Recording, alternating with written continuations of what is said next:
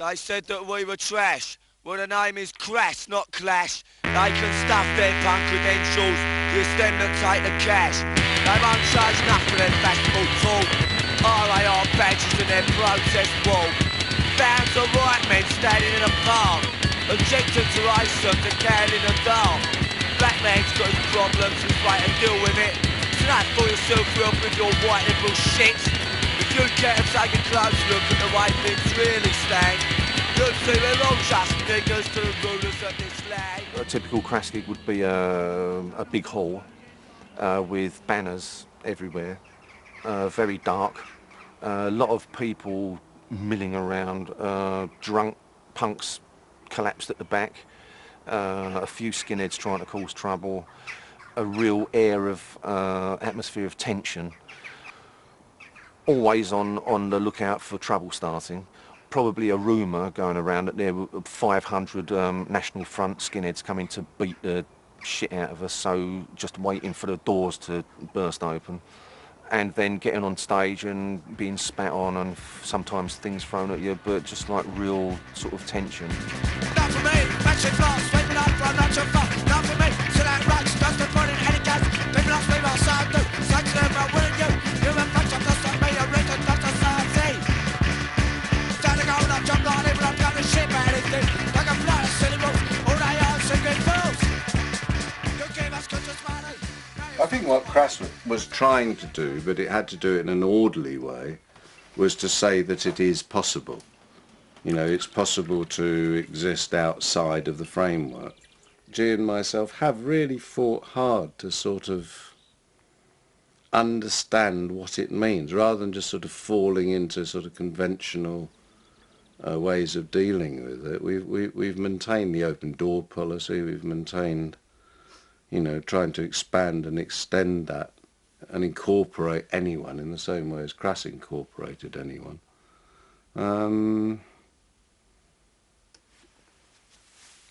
Against a society which actually has been increasingly closing its doors.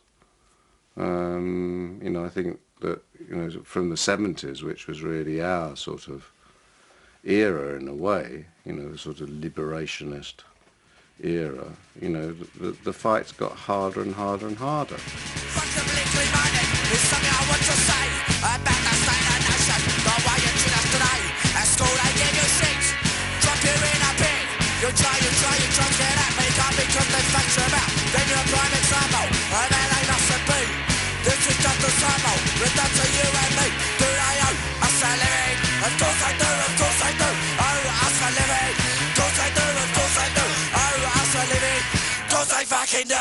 Do you want me to do it? Or No, I'm happy for that. Oh, yeah.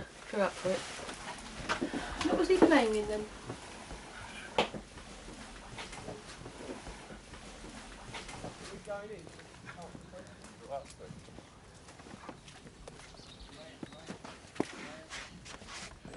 You coming in?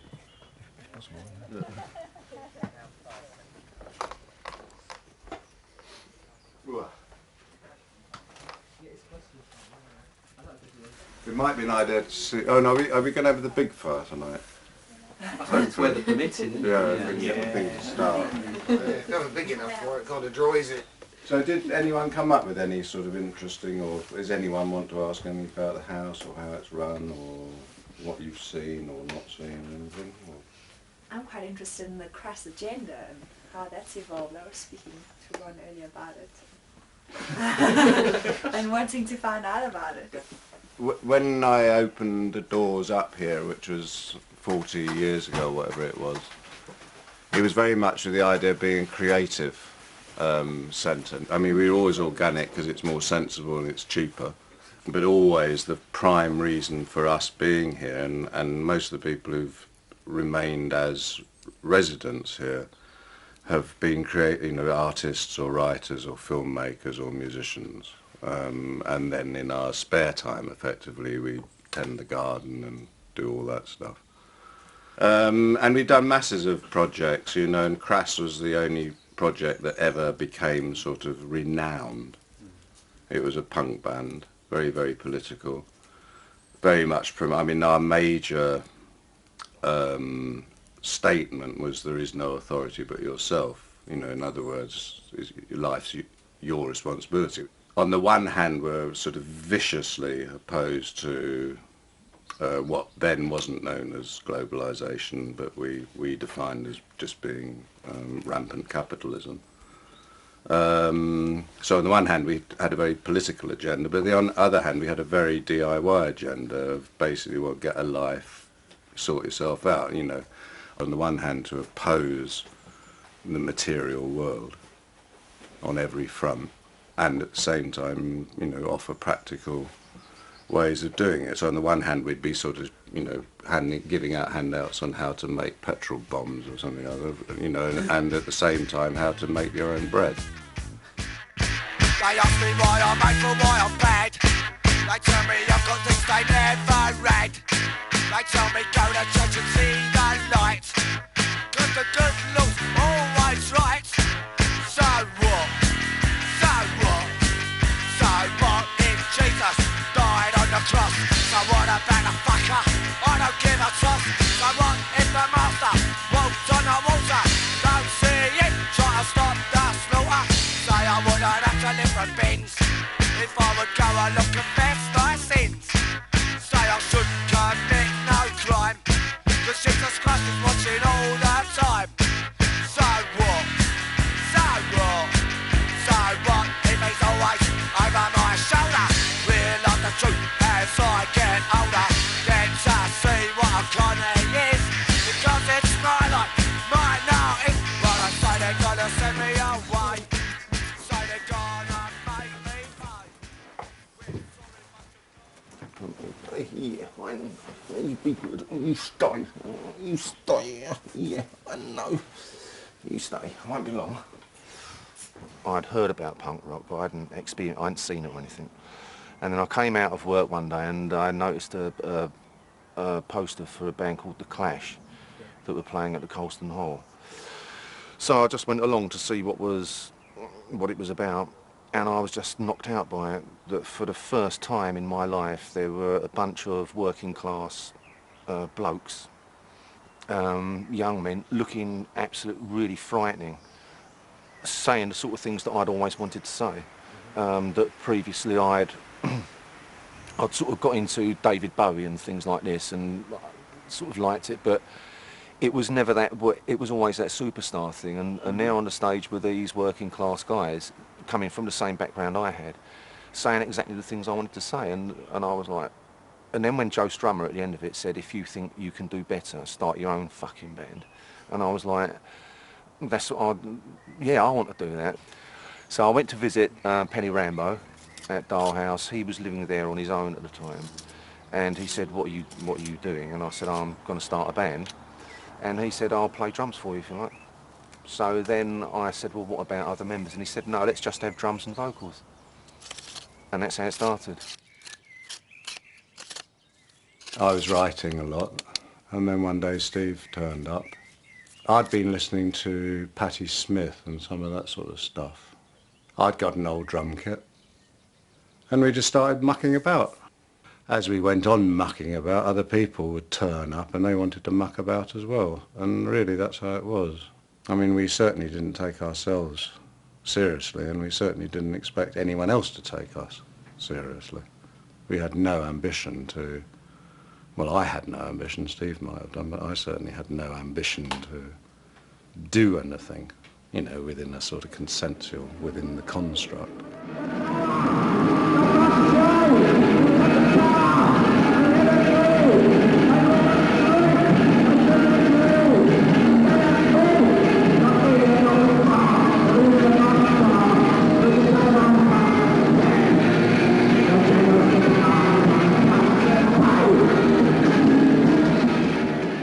What exactly did you want to say? Fuck off, you bastards. I hate you. I want more money. Why do I have to work? Stop telling me what to do. All coppers are bastards. You know, what does a young man want to say when he's angry? And it's, but then speaking with Penny Rambo, it was a bit more, well, perhaps have a, you know, just really think about what you want or what you don't like, and then be a bit more political about it, or, you know, personal political, so, and a bit more poetic, and yeah. And then owe us a living. Of course they fucking do, so yeah.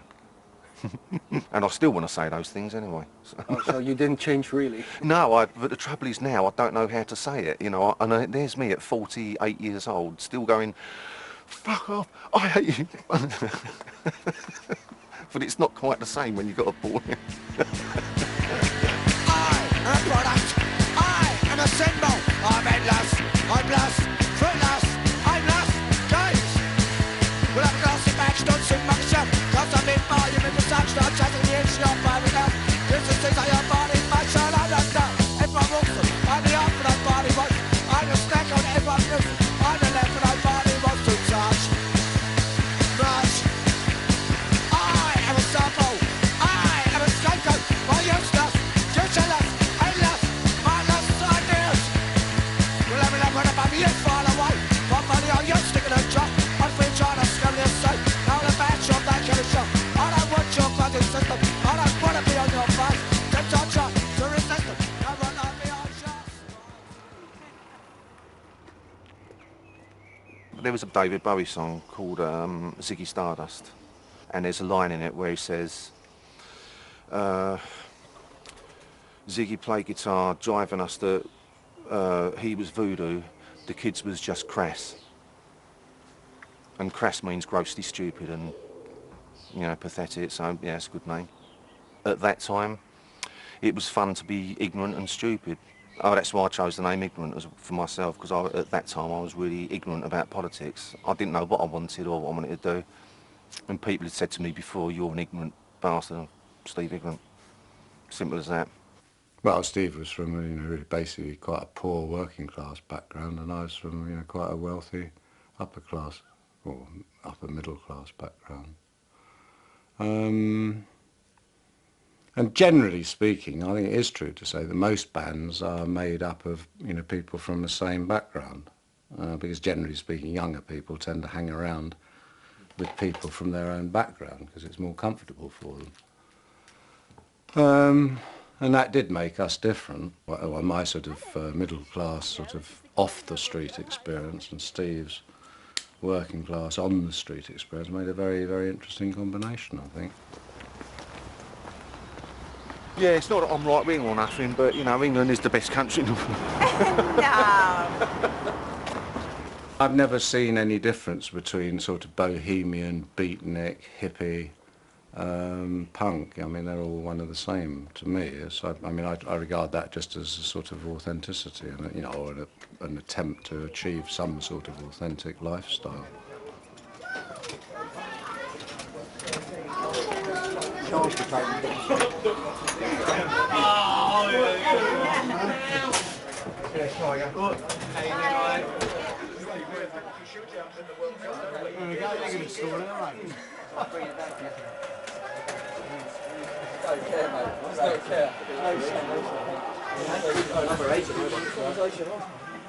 Just one. Despicable, no good lads that are over nuts. Thank you. Come on, earn your money. Fucking saucer! What a wanker! Fucking idiot!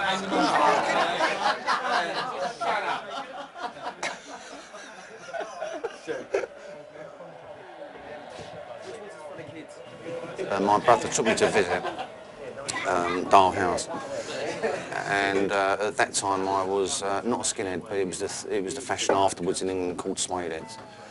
And I went there and I couldn't understand what the hell was going on. These people had stones in their living room as ornaments. Fucking stones in your house. They should be in the garden. Using words that I'd never heard of before. But what I really liked about Penny Rambo and G was that for the first time in my life, if they asked me a question, or if I said something, they'd answer me and treat me as an equal. And it's the first time I'd ever had that, so I kept going back to visit. So when me and Penn were starting Crass, we could just take it didn't matter. It really didn't matter because I just used to live with my parents in Dagenham, and whatever I said, because I was into poetry and all this sort of stuff, and I discovered a bloke called I'd read a book by a guy called Oscar Wilde called The Picture of Dorian Gray. I really got into poetry and started writing my own poetry and yeah, sort of writing songs because I wanted to be David Bowie. But my mum and dad always sort of said, oh, you know, you'll never do it in, you know, the usual working class thing, you'll end up in a factory. But for the first time, when I first met Penny Rambo and G, I was, for the first time, listened to as a human being or as an adult, even though I was only 13 years old, and tried to talk out of my little arsehole about Walt Whitman or something, having a conversation with a bloke who was older than me, who had been to college and sort of done things. I just thought that was fantastic. And for the first time, someone was actually interested in my opinion, and I'd never had that before, and that's a pretty, you know, that's a pretty big thing. And so when it was Crass, it was the same thing. There wasn't. We were just friends, you know, and I'd always respect him for that. He's always respected that for me, you know. And we really did blow away that upper class, working class divide, and we were just two guys doing it.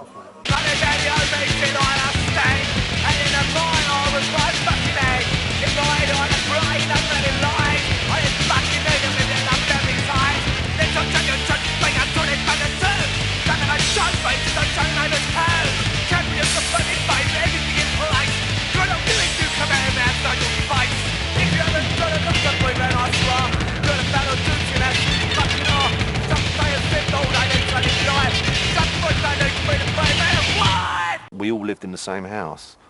You couldn't have Crass without what was happening in our personal lives. It was all so interwoven, you can't separate them. So it never stopped. It wasn't like we went to the rehearsal studio and then played Crass. The rehearsal room was in our house, so it was like, right, okay, then what are we doing tomorrow, rehearsing? It never stopped. The phone was ringing, people were coming to visit all the time.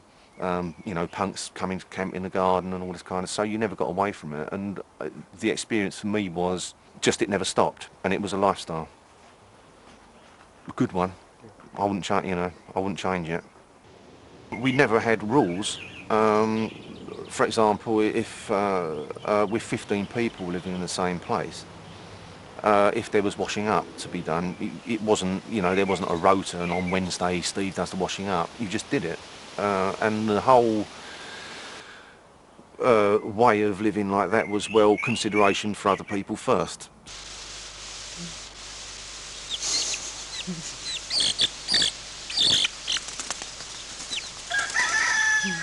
Is it well and truly stuck? Is it well and Has it truly gone? stuck? No, it's still up there. So I just come back, just getting... Mick's taking some film. What? Quick, get in it. Quick. No, don't pretend. It's just I was getting like so fucking swamped with those flyers. Yeah. Do you want some help or something? Eh? Do you want some help? No, there's nothing to do, really. How high is Stay it? up there. Right at the top, but I think it's only held by about 2 branches, as usual. What? You don't look cool. Not at all, just you. Yeah, you were.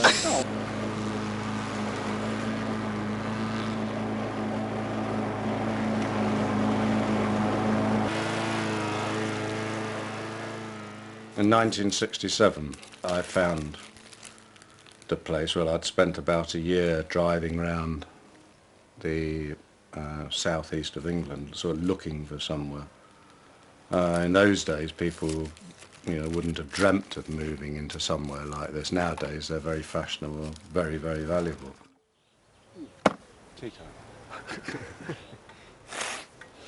I saw a film, it's the end of The Sixth Happiness. There's a movie about Chinese inns, and they had this tradition of people turning, you know, like walking to the inn, and then they would tell their story, then the next day they'd move on and go somewhere else. And I was rather inspired at the idea of sort of opening up somewhere where people could come and they'd sort of pay for their supper and a bed by telling a story. That was my romantic idea. And my romantic idea was that if people liked it, they'd do something similar. So by now, 40 years later, or 38 years later, I thought there'd be hundreds of places like this right across Britain. But in fact, no one, as far as I know, has ever attempted to recreate the system that this place works on, because, as you know, it's not a commune, it's an open door.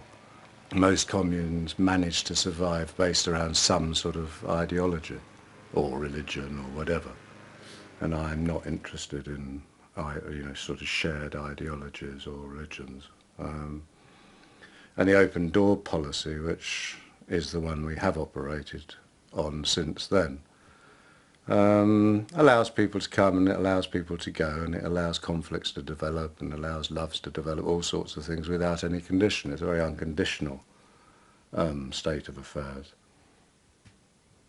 And creatively, I suppose that was reflected in the sense that, you know, if someone said, oh, can I join the band? And there wasn't any question as to yes or no. I mean, it was an automatic, of course you can, what can you do? And it didn't matter if they couldn't do anything at all, like Andy. I mean, he hadn't got a clue what to do with the guitar, but, you know, he got one and made a noise on it, so that's good enough.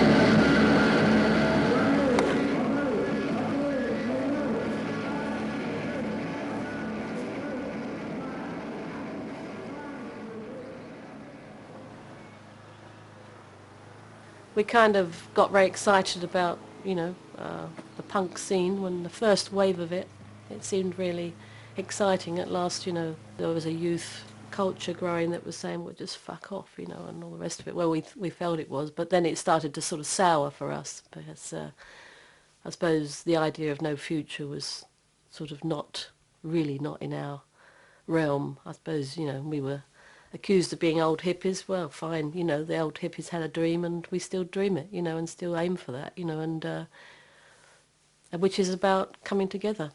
And, you know, that's difficult in itself. So I suppose we took up that area of music and expression because none of us were musicians particularly, and the whole ethos was just get up and do it, just express it.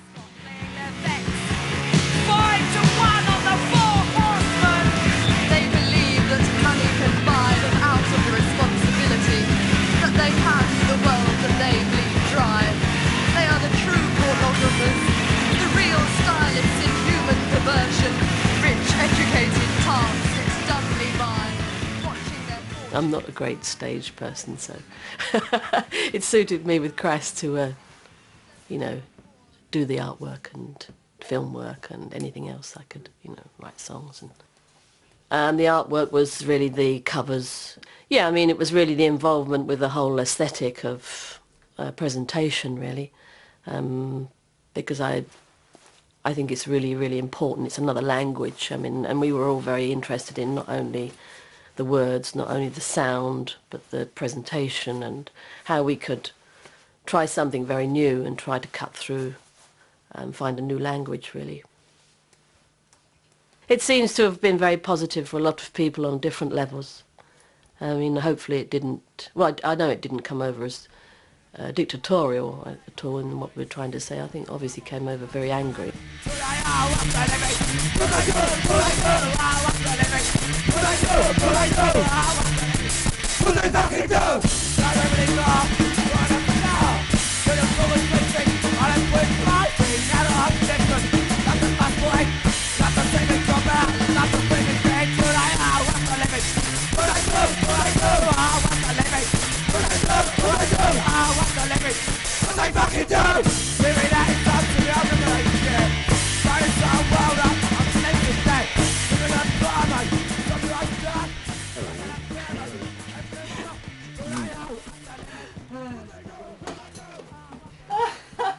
Good Lord!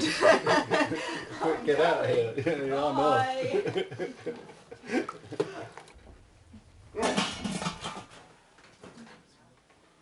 should go off with this. There's some in that one. Can you turn the other one off first? Yeah.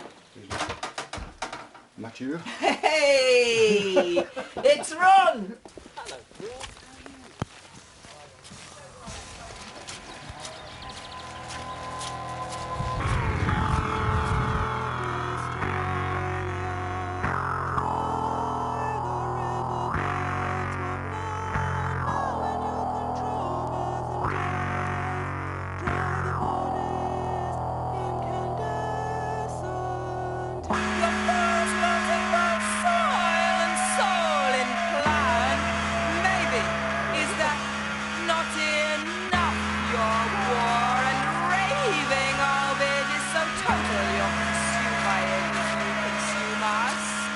Would you see the fire from your sanctuary of death? What terrible pain you need to hide.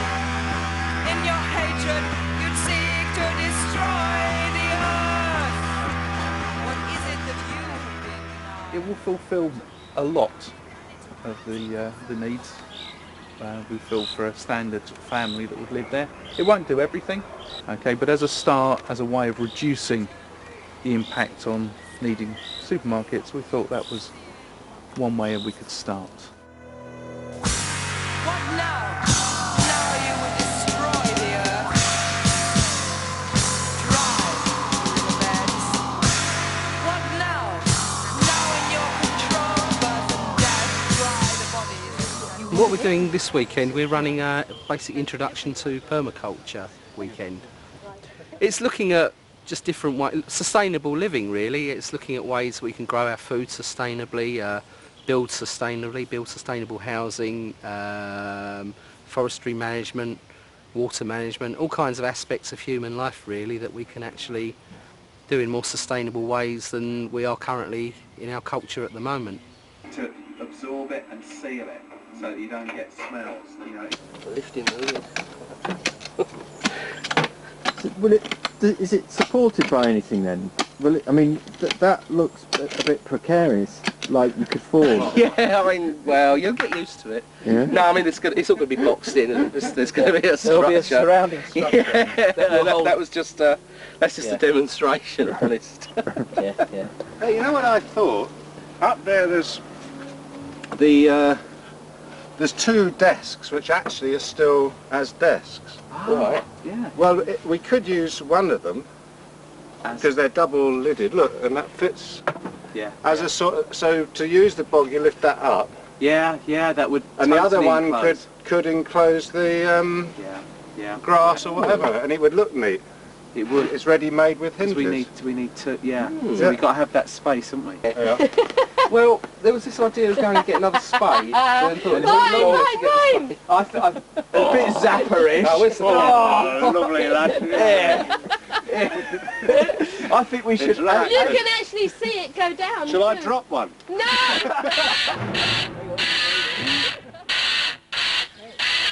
You swear by the fuck you like, but you're still on the roof. I'm not gonna change the system. They're not gonna change the system. We're not gonna change the system. When I don't leave you, when I don't leave me. Turn up that's a bunch of thoughts. All no touch and deal up. Can't go on a break, matter of just as it may get. Born us swimming vigorous, feed us some and beast up. Kill us some with shoot right up. Leave no option now, just what have they got? Fuck all now, what have they got? Swimming pools, where do you get it? Follow the rules, system. Keep their fingers on the brush, stand and let us have the stuff. For a better quarter to The whole philosophy of the open house, it was set up as a creative house, whatever that meant to people. So there's been films, books, music, everything written here or done, painted here, or gardening. It didn't have to be the fine arts. It went into all sorts of things, Some people make a great art of making a fine cup of tea, which is fantastic, making bread. It has the extension, logical extension is really doing something with a heart. So that whole ethos has never changed really, and Crass wasn't any different, and all the things that have happened since is not any different. The spirit's the same. No, is the swift answer to that. There were three, unless there are more Unless there were more down the bottom there. One of the greatest battles I've ever fought is just to remain in this place, you know, which is rightfully mine. You know, because commodity culture wanted it because it's worth a lot of money. Doesn't matter whether it's sort of, you know, the burial ground and the creation ground of soul, you know, they want it. We effectively used an awful lot of the tactics and techniques that we'd developed with Crass on a much more sort of intimate level, you know, with the local village and the local townspeople, and we formed an action group which was made up of people from the right, left, centre and everywhere else, who all wanted in some way or other, or for one reason or another, to try and preserve something of the sort of countryside that this whole area represents, and were willing to sort of spend time to do that. And we first of all beat off BT, who, you know, is a massive corporation, which was a huge success, and they wanted to turn this just into one huge sort of luxury housing estate for the wealthy, with sort of big hotels and golf courses and shit knows what else.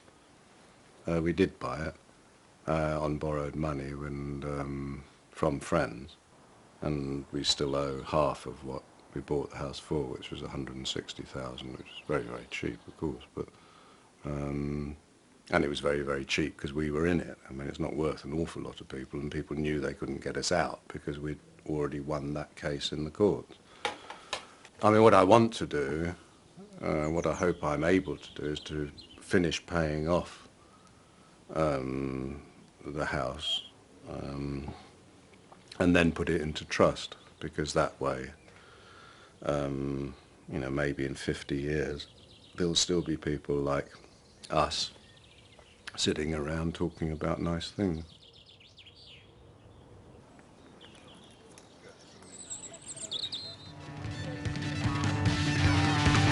Buy now, let's go. Buy now, say hello, convince walk to your life. To enter Traverse Paradise and champion dignity. A lovely colour consulting me to watch you change and taste it fine. Dreaming of things that money can buy. Rust on shit, plastic crap, my life might be worth more than that. Black girls get on shopping spray. I'm no faker, monocy. Lust on to our wood fish race. Oh, happy days! The sort of goal he scores so often for Chelsea for the keeper.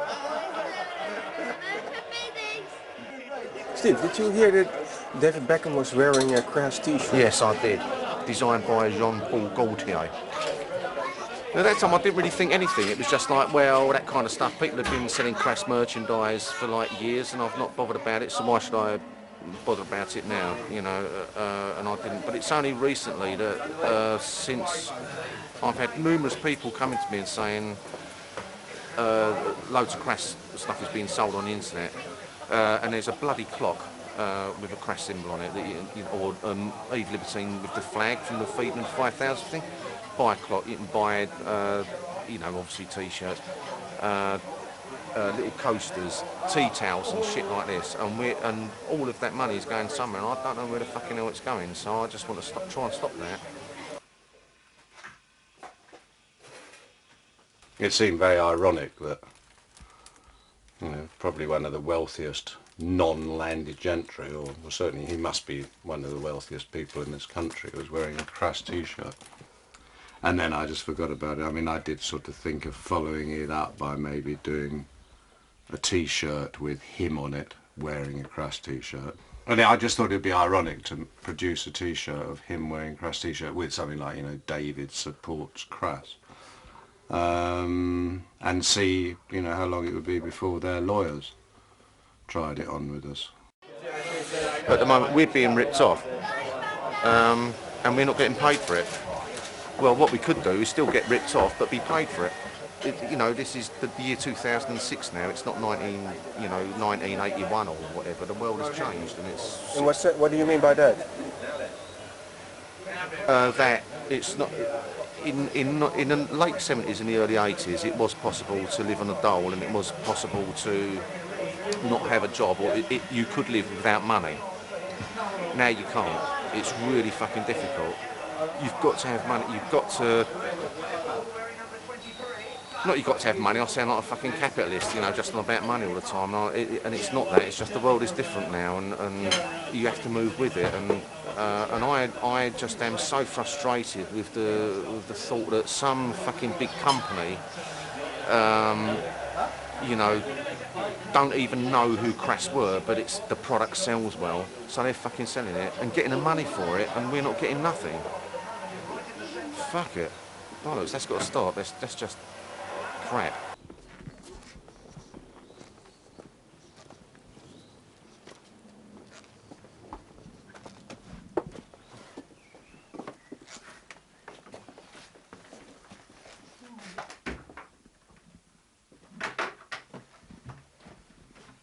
That's it. The old rehearsal room. And there's an old drum skin with a Crass symbol on it. The only bit remaining.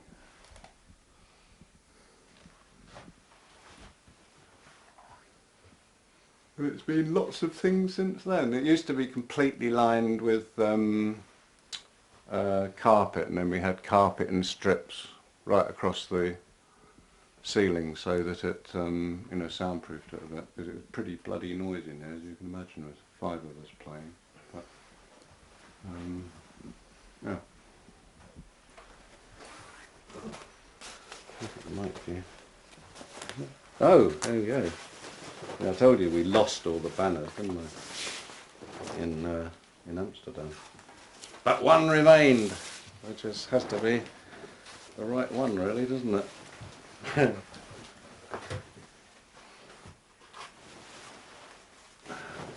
you go.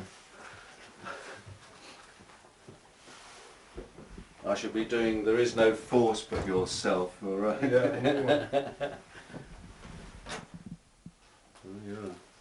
The one remainder. Now an old Remo head. Whoa!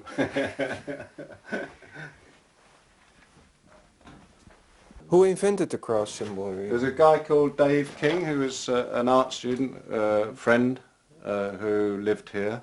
It was a frontispiece for the book I was writing, because the book was about the state, the church and the family, and I wanted something which, you know, was a sort of like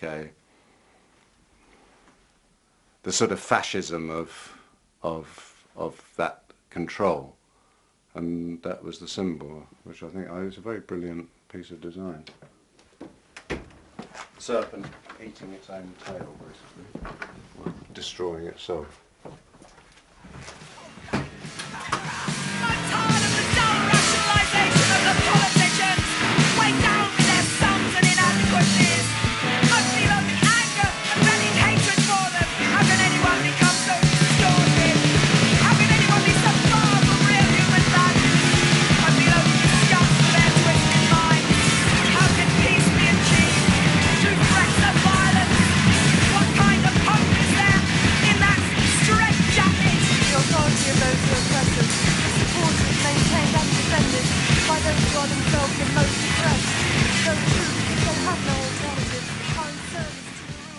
How exactly was Crass socially and politically active? How direct?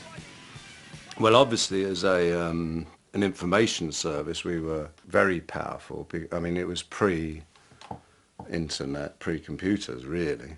You know, so we didn't have that sort of outlet. But I mean, the network we had was absolutely massive. Our own involvements were, well, varied from sort of soft edge stuff like graffiti campaigns, which were very, very carefully done, militaristically done, graffitiing the central part of the underground network in London. We'd start doing statements, you know, neatly. We never sprayed on property, we sprayed on posters. So say there was a war poster, you know, like a film poster for a war movie. Then we'd have "Fight War Not Wars" on it, you know, very neatly. And we had this policy of being very neat so that it was sort of couldn't really be complained about as vandalism. Not because I object to vandalism necessarily, but because it seemed a way in which we might be able to attract the interest of people who otherwise could dismiss it as vandalism. So it varied from that to sort of more, you know, direct actions of sort of super gluing or paint bombing, that sort of stuff. I mean, we never got into any sort of arson. Stop the City events of the early 80s, I suppose, were the most extreme manifestation of that, in the sense that they were a sort of mixture of part festival, part riot. Well, the idea was to close down the city, and I can't remember, there's 2 days in the year when certain figures are shifted in the city from one institution to another. It's when they, you know, decide on the currency, all that sort of shit. Anyway, basically speaking, if you put the city out of operation on those days, then, you know, you're really fucking up their entire modus operandi, like the banks and shipping agencies and that sort of stuff. You know, from sort of smoke bombs in the underground, which completely has to stop the undergrounds, to, you know, banks were having their windows smashed in, streets were blocked, phones were blocked. I mean, the place became inoperable for a day.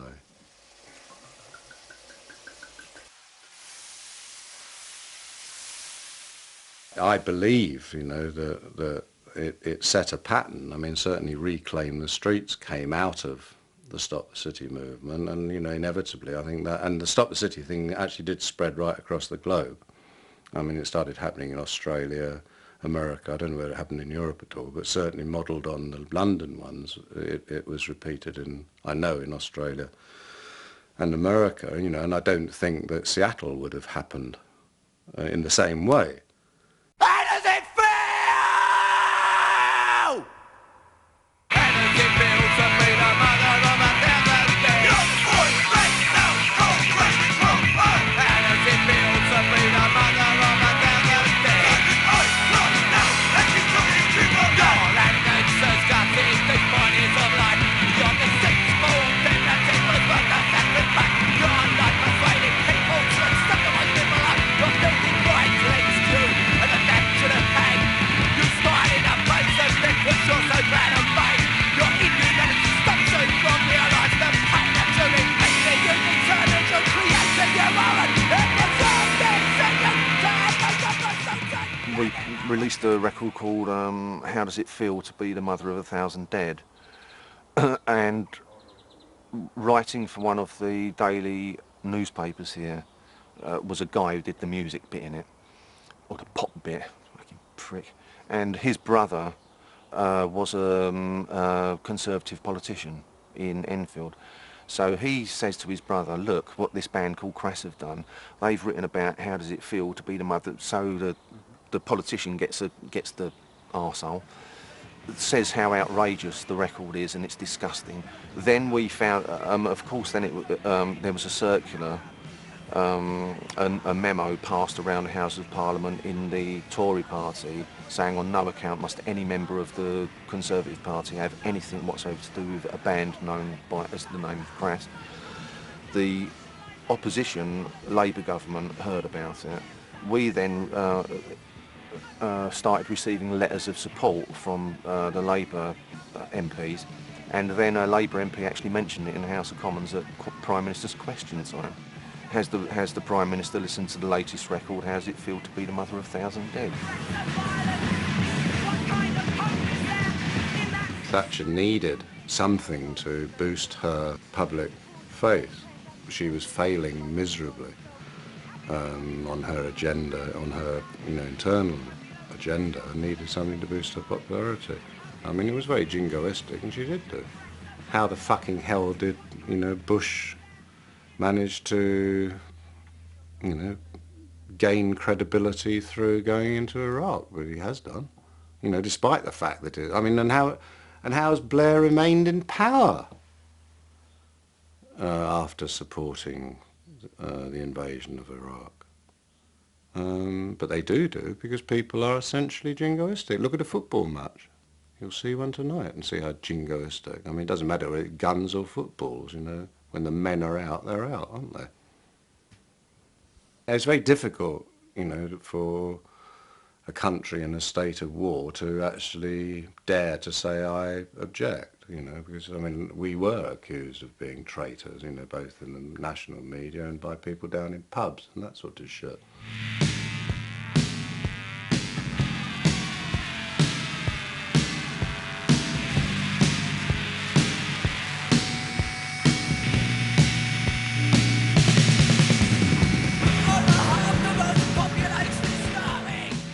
We put together a conversation between Thatcher and Reagan, which was edited out of actual speeches. And the basis of the conversation was basically Reagan questioning Thatcher about the sinking of the Belgrano. We had had classified information from the Falklands. We knew a sailor who used to be a skinhead, and he was heading out to the Falklands. And then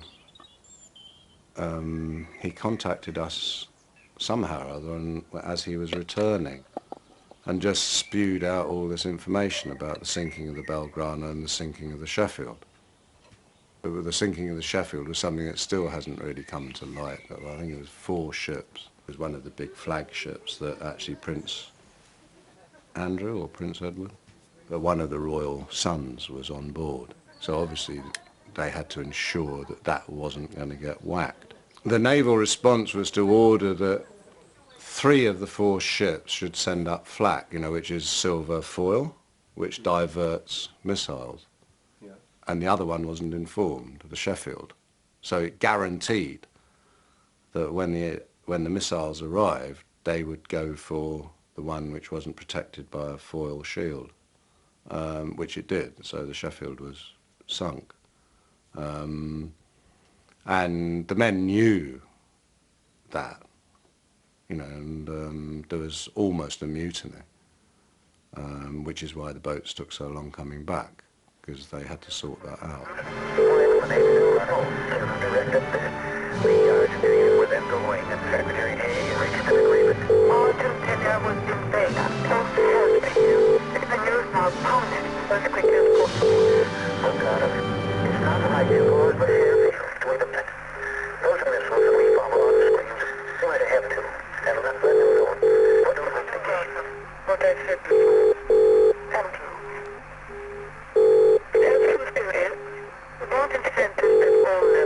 Pete took the tapes out to mainland Europe, sent it to all the major newspapers in mainland Europe, and then that night we heard nothing, and then the next thing we heard was a report in some American, I think it was a San Francisco paper, about KGB tapes, Pentagon exposing KGB tapes, and we recognised them as being our tape.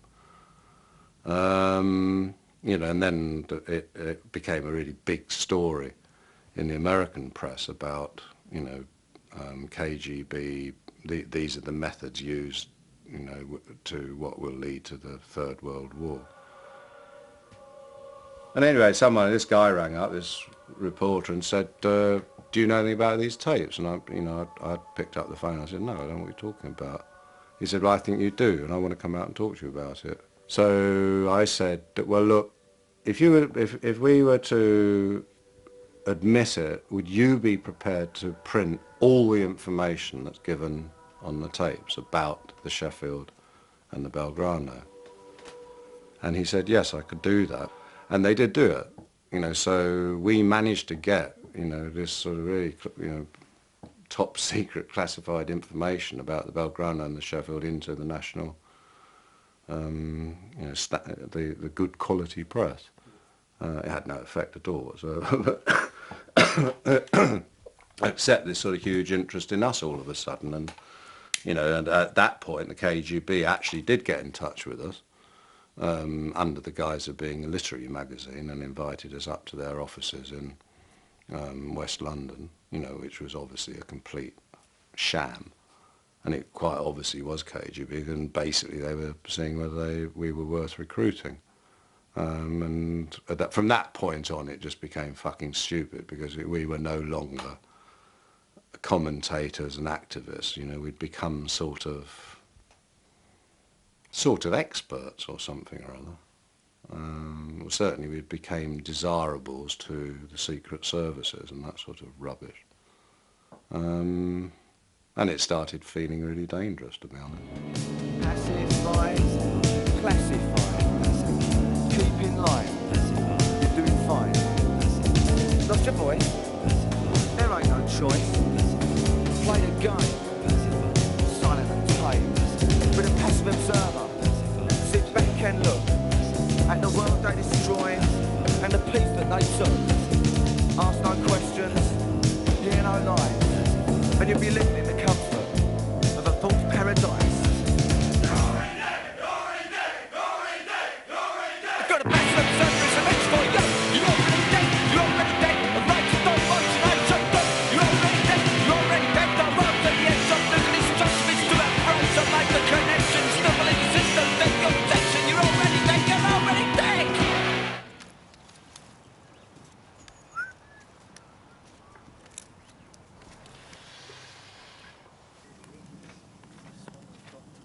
There are flames anyway, so it's looking better. Why do you think Crass was successful at the time? Because we meant what we were saying. You know, we lived that truth. You know, we lived what we were talking about, and it was self-evident that we did. You know, people could come here, and they were welcome to come here, as they always have been, and they could see that we were living. You know, we didn't make anything. Well, I mean, we had lots of money at lots of the time, but that all went into other projects. Yeah, that makes me laugh. I've seen people do that. Like, yeah. Think, oh, well, the fact that Crass earned money made no difference at all to this place. We still had no money, and we still have no money, because any money we do have just goes straight into some sort of creative or social project. We financed an anarchist centre in London. That's the most obvious thing we did, but and probably one of the most costly things we did. But we never, every gig that we did, any money that we made went to some local organisation, you know, Rape Crisis Centre, or maybe some kid who wanted to make a fanzine, or some band needed a speaker, or the youth club needed a table or a ping pong table or something. But we never ever, we took what we needed, which was enough to pay the petrol, have some food. We never stayed in hotels or anything like that. We just asked people where they got somewhere we could stay. And we always used to come back devastatingly broke, although a lot of money had been made. Jimmy Percy from Sham 69 was working with Polydor, and it was a thing he was going to do called Percy's Package. So we had already decided, fuck you, we're doing all right on our own, yeah, Crass Records, we're doing fine, thanks. Let's go and see what they've got to offer. So we go in there, and of course it's the guy shows us in his, and there's the guy behind his desk with a big bowl of flowers and all the drinks, and I'm like, yeah, don't worry. And this drink arrives from this guy, I'm like, ooh. And he goes, now, I can market your revolution. I can get you into property. You'll have so much money. And I was like, oh, sounds fantastic. Nah, fuck it. So what did you say to him? Thanks, but no thanks. We were polite. So, yeah, just weren't interested. How could you do it? How could we do it? And to this day, do you know what I mean? I still can't do things where I feel like I might be not selling out, but where my conscience pricks me, and it's a pretty good thing to have, because it means, well, hopefully I'll never sell out if that still is relevant. Yes, that's right. Hard case, that is just another tape for a country music. Bubblegum rock and plastic chances. Your boss edition, but my bits on the motors. 3 years promote the clash. I'm a revolutionist, just for cash. I become a fashion like hippie used to be. I can't be a do it wrong me. Limits are seduce, systems kill. Limits are express the public will. I become a mimic because you felt lost. Leave it sold out, now you're for the cost. Punk narcissism on a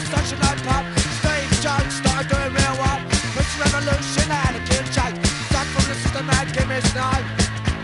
Well, I'm tired of staring through shit-stained glass. Tired of staring at my superstars now. I'm going on to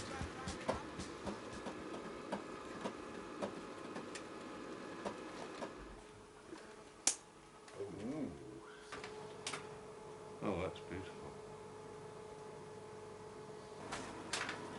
Oi. Ignorant and G. Yeah. God. Romantic, even. Oh, the master's still up. Mm. That's Joy. Ron, Ron. me, and Nima.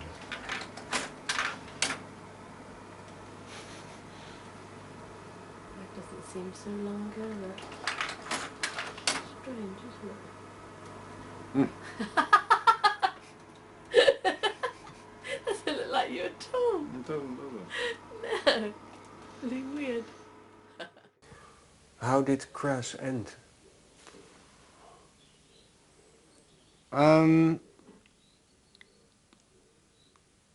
I think there was a schism developing. Well, I don't think, I know there was.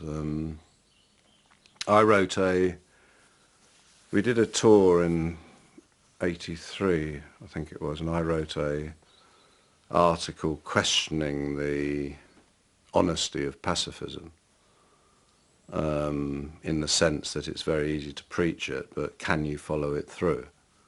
But anyway, that was, you know, it was becoming obvious by then that, you know, there was a very distinct separation going on.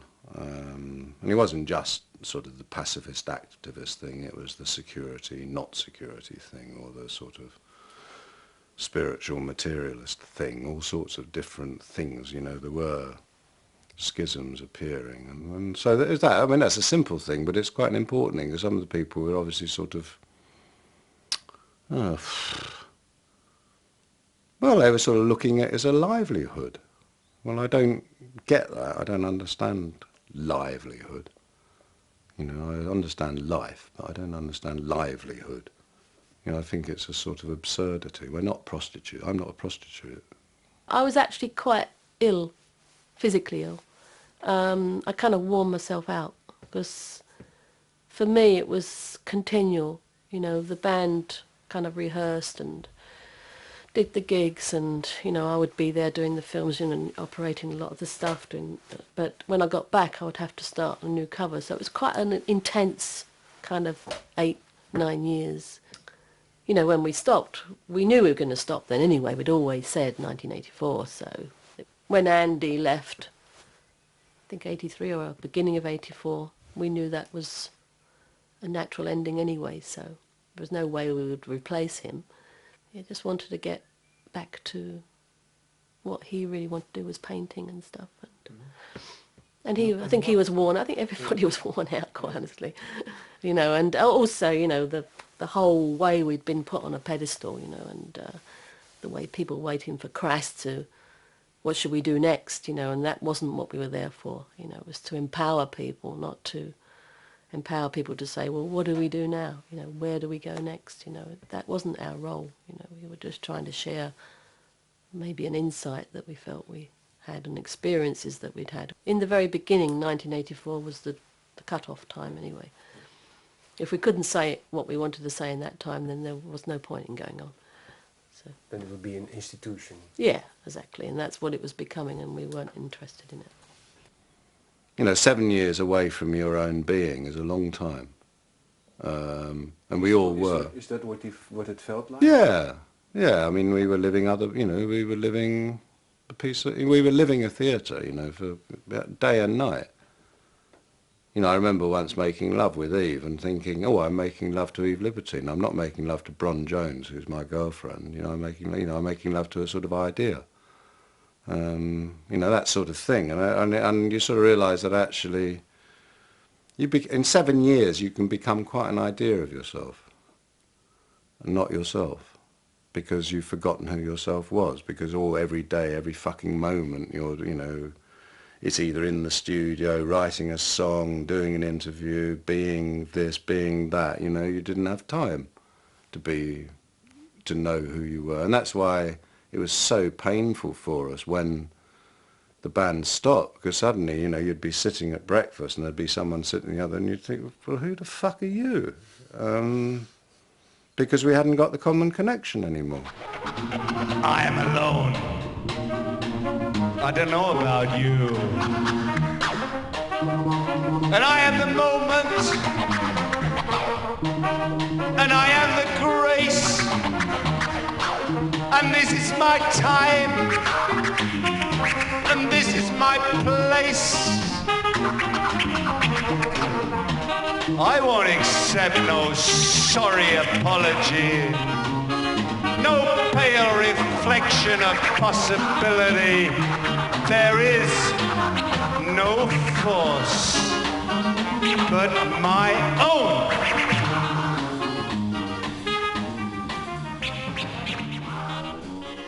In a way, when we were writing stuff, or when I was writing stuff for Crass, you know, I was defining, you know, a way of living, you know, especially there is no authority but yourself. You know, which basically, I suppose because G and myself have stayed here, we've had to try and live up to that. You know, all the time we're being, like you've come here because of that.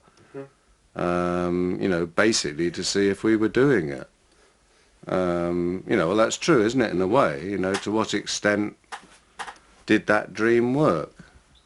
And I mean, that's a question we both ask ourselves all the time. You know, to what extent does the dream work? You know, how could we make it work better?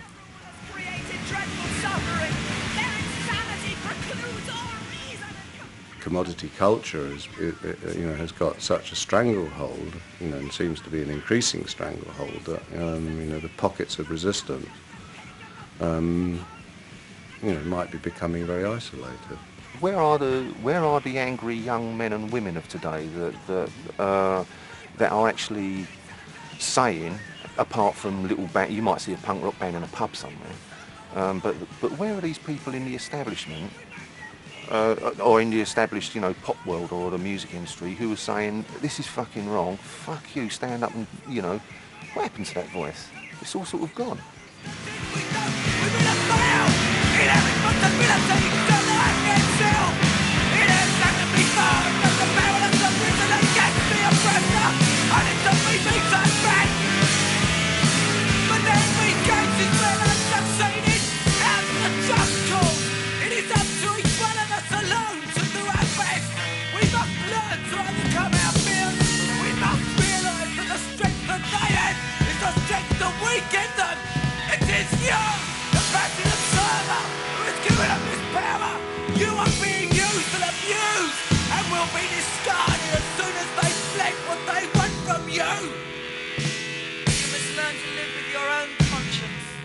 Your own morality, your own decision, your own self.